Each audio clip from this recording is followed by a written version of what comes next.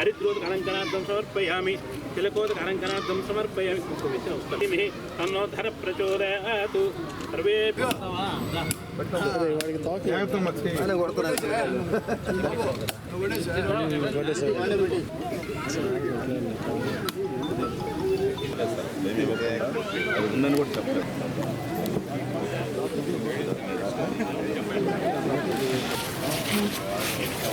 ఎలా ఉన్నాయి ఎలా తయారైపోయింది అంత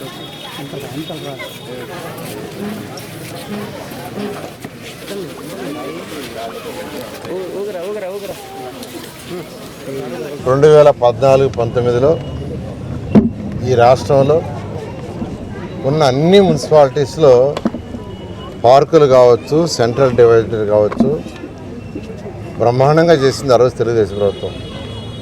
ఎందుకంటే చంద్రబాబు నాయుడు గారు ఫస్ట్ సీఎం అయినప్పుడే ఈ కంబైన్డ్ స్టేట్లో గ్రీన్ అండ్ క్లీన్ అనే కాన్సెప్ట్ తీసుకొచ్చారు. గ్రీన్ అండ్ క్లీన్ అంటే చక్కటి గ్రీనరీ ఉండాలా, క్లీన్గా ఉండాలా, పార్కులు ఉండాలి, సెంట్రల్ డివైడర్లు ఉండాలని బ్రహ్మాండంగా చేశారు. అదే ఉద్దేశంతో 2014-19లో గ్రీన్ కార్పొరేషన్ ఒకటి పెట్టారు. ఆ గ్రీన్ కార్పొరేషన్ని నా ఆధ్వర్యంలోనే ఉంది.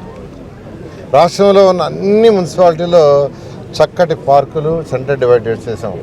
నెల్లూరులో కూడా ఎన్ని పార్కులు ఉంటే అన్ని పార్కులు చేయాలని ఆ రోజు ఫండ్స్ శాంక్షన్ చేసి బ్రహ్మాండంగా చేసి పిల్లలకి ఓపెన్ జిమ్, ప్లే ఎక్విప్మెంట్ ఇచ్చాం. అయితే ఈరోజు బాధాకరం ఏంటంటే ఏ పార్కుకు పోయి చూసినా 90% ఎక్విప్మెంట్ పనిచేయట్లా.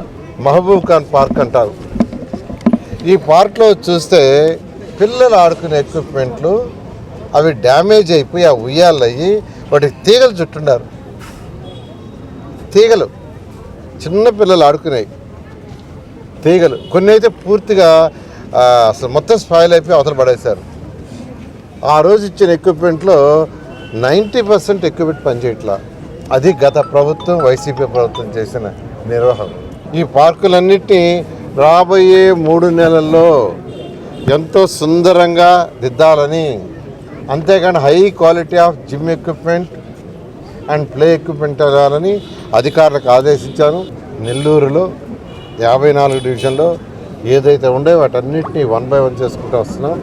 నేను నెల్లూరు ప్రజలకు చెప్పేది ఒకటే, గత ప్రభుత్వం ఫైనాన్షియల్ డిసిప్లైన్, ఫైనాన్షియల్ ప్లానింగ్ అనుభవం లేకే, ఆ ముఖ్యమంత్రికి అనుభవం లేక, ఆయన సరైన డైరెక్షన్ లేక మీరు కట్టిన ట్యాక్సులన్నింటినీ రకరకాలుగా డైరెక్ట్ చేయటం వల్ల అదంతా నాశనమైంది.